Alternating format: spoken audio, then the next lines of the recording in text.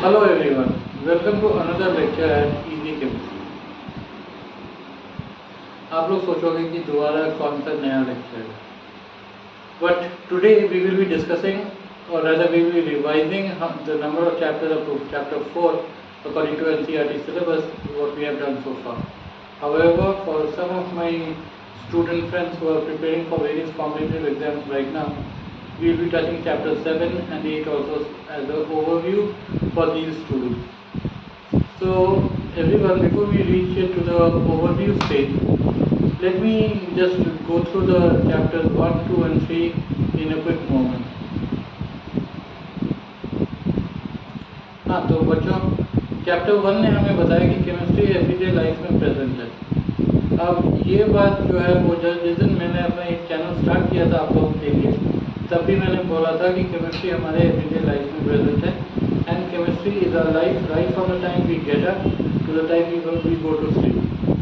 ये हमें दोबारा रिवाइज कराया गया फर्स्ट चैप्टर में। उस फर्स्ट चैप्टर में ये भी आया कि बहुत सारे साइंटिस्ट ऐसे भी रहे जिन्होंने कि हमें एटॉमिक मॉडल दिया, इलेक्ट्रॉनिक स्ट्रक्चर्स दिए, बट क्योंकि वो एक दुनिया उस समय डेवलप कर रही थी। अभी जैसे यूएस, यूके इन सबको कहते हैं डेवलप्ड कंट्रीज और India is a developing nation. But जिस टाइम की मैं बात कर रहा हूँ और एनसीईआरटी फर्स्ट चैप्टर में बोल भी रही है, उस टाइम में पूरी दुनिया जो थी that was a developing world, it wasn't a developed world. So since we were developing, many new things came into picture. These new things were very responsible for our current modernization. However, as it says, necessity is the mother of all invention. So जब हमारे developing world में काफ़ी scientist ऐसे थे जो नए नए चीज़ें लेके आए, जैसे बायोलॉजी में कहा जाता है survival of the fittest by Darwin. Chemistry में कहा जाता है कि भैया बोर मॉडल जो है एटॉमिक स्ट्रक्चर का वो सबसे करीब है। ऑल्दो उससे पहले जे थॉमसन, रदरफोर्ड, काफ़ी लोग ऐसे रह चुके हैं जिन्होंने एटॉमिक स्ट्रक्चर दिया।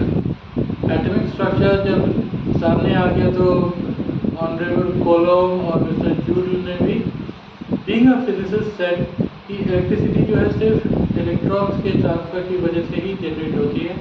प्रोटॉन्स तो आलसी हैं, कुछ नहीं करते, they stay confined to the nucleus of the atom.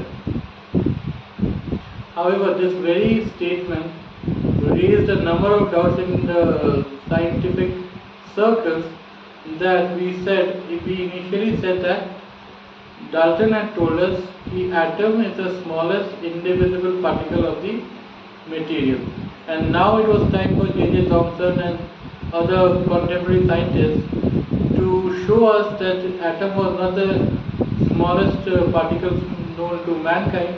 It was electron, photon and neutron. However, photons at that time were called protons, proteins, nucleons, nucleophiles.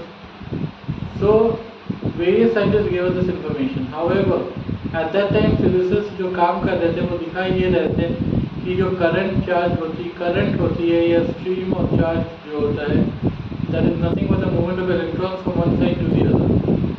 Okay, so these things were proven by the use of cathode ray tube. अब cathode ray tube, we were very well aware of the fact that cathode discharge tube used to be used in our television sets, and our parents told us to handle it with ease and with responsibility because that was the main point of television. Now coming to that revisiting point once again, CRT or cathode ray tube was nothing but a glass tube which was vacuumated and electricity was passed through it in a greater speed. And yes, it was understandable since the glass tube was vacuumated, so the inner walls of the glass tube needed to be polished with a phosphorescent or fluorescent material. So after that we came to know how a TV was made, how electricity was discharged. However, it has been noted and scientists have come up and provided ample facts to those matters like yes, electricity or electric charge flows from electrons to protons. However, the current or the complete circuit is where it flows from protons to electrons. So this kind of a circle was initially called a circuit. It's still called a circuit. Now, since we were developing world, we didn't know how to name things. Like even right now, if you go to the tribal areas, they'll have funny names. There are names like Bill, these kind of funny names. However, if some administrative department takes care of naming or arranging names for the tribals in that locality, then their names will be slightly educated or slightly decent. I don't say that Bill or Will are not decent names, but yes, you can understand what I am referring to. However, even in science, every part of the world, be it Asia, Europe, Middle East, North America, South America, everyone was using different systems of naming. Like for example, in India or in Asia, fan would be called a fan, but in Middle East it would be called a pankha or anything as such. So we then realized at that time that oh my god, it would be a bigger confusion to understand what the second person was referring to if we don't have a standard way of talking. I'll give you a contemporary example so you might relate with me. Nowadays, when someone from India travels to Russia or any of the European countries, they face a terrible problem in charging their mobile phones because the electric points in Russia and European countries do not carry a third point or the thickest point as per the Indian government laws, which is called the earth. Even if they have a earthing in the socket, they'll have a rectangular earthing nozzle, not a circular nozzle. And to assist travelers from other parts of the world, these European and Russian countries, when you check into their hotels, they will give you 3 or 4 sockets for Asia, for Middle East, and for other areas. Thus, as because of technology, today we are able to solve this problem. However, imagine if way back in 1880, if someone said, give me a metric ton of rice, we would wonder what he would be telling. Because rice in our country at that time would have been measured under kilograms. So in order to avoid these kind of confusion, the Systeme Internationale, a French organization, decided to uniformly name or use the units across the world. Moreover, I am sure all of my student friends remember that the rainbow is made up of 7 colors and God has said those 7 colors are the primary colors. You can mix them among each other and develop n number of secondary colors. So keeping these things in mind, when Systeme International was formed as an organization, it was decided that 7 units or 7 physically measurable quantities would be given a unit by SI team, and the rest, any secondary unit that needed to be developed, it would be based on these 7 primary units. For example, distance was measured in kilometer, time was measured in t. So if we needed the SI unit for speed was distance traveled by time taken. So it would be kilometer per second square. Sorry, kilometer per second, because time was measured in seconds. So kilometer per second was the SI unit of speed. Although we only had the SI units of distance and time, but we were able to use it successfully. So at that, when SI unit was formed, similarly at that time in history, IUPAC, International Union of Pure and Applied Chemistry, was also taking shape in a far-off land somewhere in US. So when IUPAC came into existence, it was noted that IUPAC had made a rule that be it a physical quantity or organic or any inorganic chemical, we will name it accordingly, and the entire world will have to follow this to avoid any kind of confusion. And why was IUPAC more stern as compared to physicists or as compared to Systeme International? The reason behind this sternity was chemists understand it very clearly that it is a science wherein chemicals are involved, and if any mistake in calling or in picking up the chemicals, it could lead to a bigger disaster. However, in physics, if you say for a minute that the distance is measured in terms of liter, no one would be questioning you. They'll only say you're wrong. However, if you call a H2SO4 HCl in lab, then that would be a bigger disaster.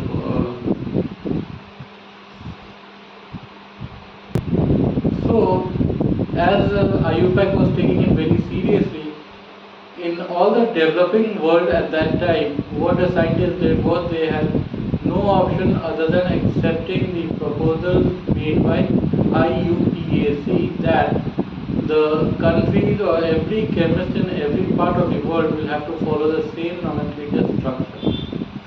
Now, my dear students, we also saw that we were made to understand why physical chemistry is physical chemistry, organic chemistry is organic chemistry, and inorganic chemistry is why inorganic chemistry.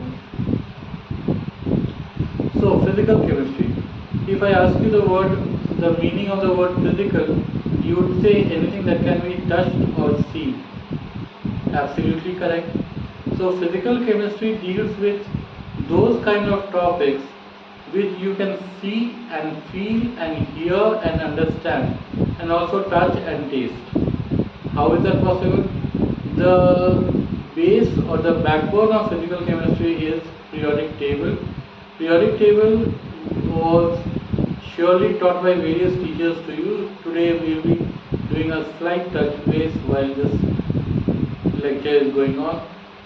So, my dear children, periodic table is the backbone of physical chemistry.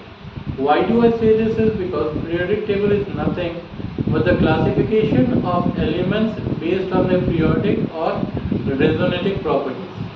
And why is the classification called a physical chemistry? Because see, right now I'm sitting in my house and delivering a lecture to you. I can see and feel the board behind me, I can see and feel the wall. The board behind me is actually physically present and it is not virtual board. So anything like classification of elements, extraction of elements. Elements was something which was physically present always. They could have been in some impure form. They could be the ores or any other impure form. However, we could feel them and touch them, and that led us to devise or create methods for the extraction or separation from the ores and extract them in the purest form. So that is the reason why this branch of chemistry dealing with electrolysis, osmotic pressure, surface tension, sound waves, lights to some extent is called physical chemistry. Organic is a word which all of you hear with great loudness from our politicians also nowadays. And I am sure some people who use the term organic are not familiar at all what organic actually is. So anything which can be derived from a living being and used for the benefit of the environment is called an organic compound. I'll repeat what I just said. Anything that can be derived from a living organism and used for the benefit of the environment are called organic compounds. This is linked to one of the ancient stories wherein one of the great scientists at one point in time created urea in the lab. He, till that date that he had a synthetic urea in his hand, he had believed that every time urea could only be created or formed by a living organism. However, even after doing so, he did not appeal to the IUPAC group or any other governing body at the time to change the name branch of organic chemistry to any other suitable branch. So, organic chemistry nowadays is organic chemistry only, even though the products that are formed in the organic chemical reactions can be synthesized in the lab. And I'll tell you why organic chemistry is still called organic chemistry only. The reason being, organic chemistry is one of the most unique branches of chemistry because it is formed on the basis of carbon and hydrogen or carbon and carbon sharing of electrons. We'll come to that later. However, now inorganic chemistry. It's very simple to guess anything which is not organic or physical is studied under inorganic. What comes out there? Enthalpies of reactions, melting point, boiling point, those kind of structures. So this was a division of chemistry which was taught to us in up to chapter 2 or chapter 3 of NCERT book. So as I just said, whatever is not organic or not physical is inorganic. So chemistry का definition जो था starting में, that was a science where it's full of reactions. So after understanding these facts, the different branches of chemistry क्या हैं क्यों हैं, let us come to the fact of chemical equilibrium और chemical reaction. अगर आप लोगों ने मेरा वो वीडियो देखा होगा, which I am not so sure because you did not respond back, so let me revisit that video for you right now. A chemical reaction can be expressed as A plus B giving us C plus D. Any chemical reaction which only expresses the name of the products and the reactants is termed as a chemical reaction. However, a chemical equilibrium would be something wherein we would be able to see sufficient facts and information around that reaction. Now, बच्चों से at the time when हम लोग students थे, we did not have a new branch of chemistry called stoichiometry, wherein we were not taught to balance equations in a new branch of science. However, with the advancement of time, अब after all हमने भी तो advance किया. जब हम लोग 1800s में थे तो 81 एलिमेंट से अभी है ना 185 प्लस, और अभी भी खोज जारी है. सो ये बोलना राइट नहीं है, but yes it always becomes the habit of teachers and parents कि जब हम लोग बच्चे थे.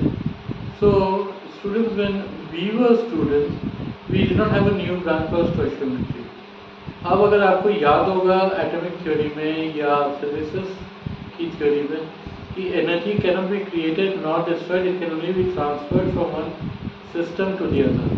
सो at the same time what I tell you is, अगर मैंने A प्लस बी को C प्लस डी बना दिया, तो number of electrons in A should be equal to somewhere in the product, because if I do not have the electron count matching in both my sides, in the left and right side of the equal to sign or an arrow, then that equation will be termed as unbalanced. We can ignore that fact also, but that would be an insult to Darwin, who said energy cannot be created nor destroyed, it can only be transferred. You would say energy and electrons are different. However, जब coulomb और joule experiment कर रहे थे तो उनको ये मालूम चला था कि जो एनर्जी है that is nothing but electron. So that is why when I started this channel also I told you biology और physics जो है वो आउटकम है for due to the existence of chemistry.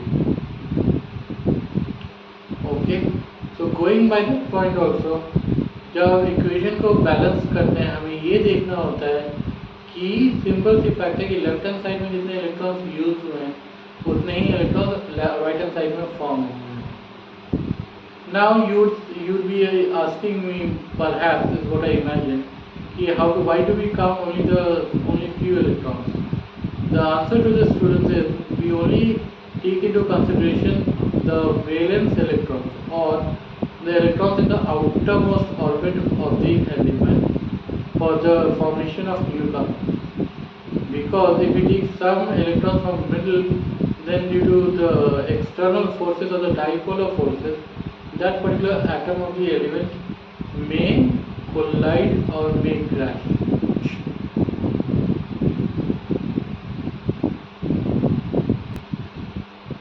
So if we believe that energy cannot be created nor destroyed, we need to have a balance of electrons on both the sides of the equilibrium arrow.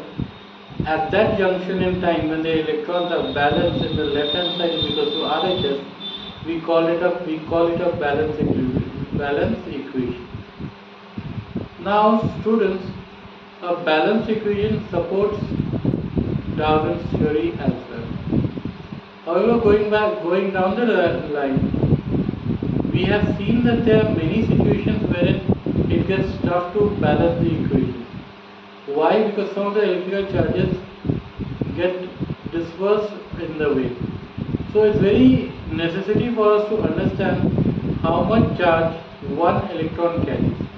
So that was found out by one of the chemists who bombed alpha particles in the beryllium sheet, and it was found that at that point in time, due to lack of advanced equipment, one electron was said to carry a charge of minus 1.6 into 10 raised to the power of minus 11. However, with the passage of time, with the advancement of technology, we now agree to a fact that one electron has minus 1.6552 into 10 raised to the power of minus 11 units of charge. Now this is how much charge one electron carries. So charge to mass ratio was another important fact that we had to discuss. Charge to mass ratio, which means mass of the entire atom के हिसाब से एक electron का कितना charge होता है, उसका क्या इक्वेशन है.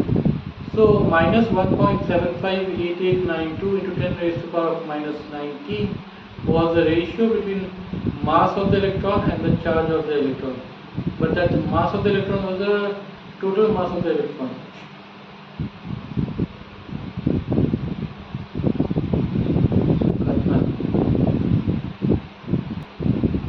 हाँ, so dear students, जैसे कि हम बात कर रहे थे अभी electron charge to mass ratio. अब if we have involved physics in our discussion today, we also should be able to understand that a physical quantity also could be divided into a scalar or a vector quantity. A scalar quantity would only have a unit, it would not have a direction. However, vector quantity would be something which has direction and speed both. Coming back to chemistry, हमने charge to mass ratio discuss कर लिया, हमने weight of an electron discuss कर लिया, हमने protons और neutrons की बातें कर ली. अब एक बहुत इम्पोर्टेंट बात, हमने एक इक्विलिब्रियम की भी बात कर ली.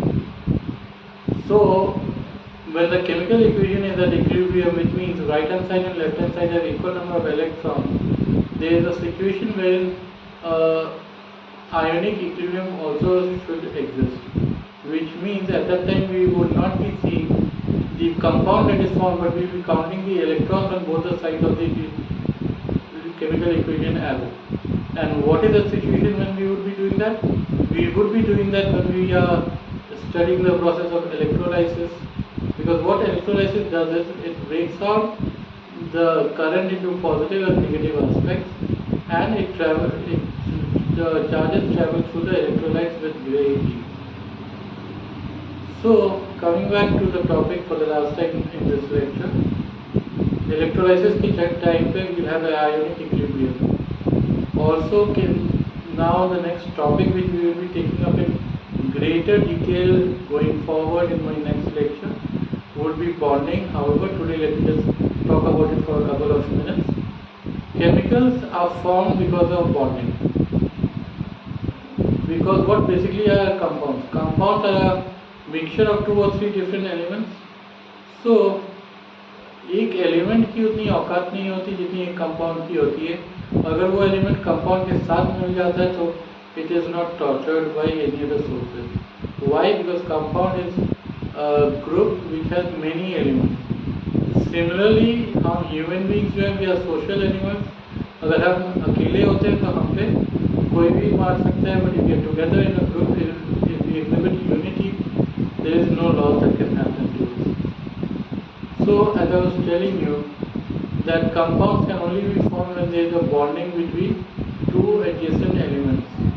That bonding could be a covalent bonding, or that bonding could be a ionic bonding.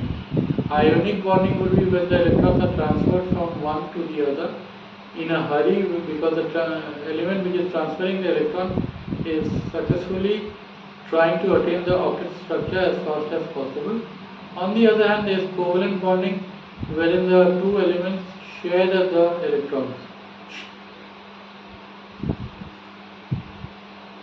Okay बच्चों, ये बॉन्डिंग की जो कहानी है हम नेक्स्ट लेक्चर में सुनेंगे. तब तक stay safe, stay happy, take care. और गर्मी बहुत ज़्यादा है, so do not venture out too much if not needed. Thank you.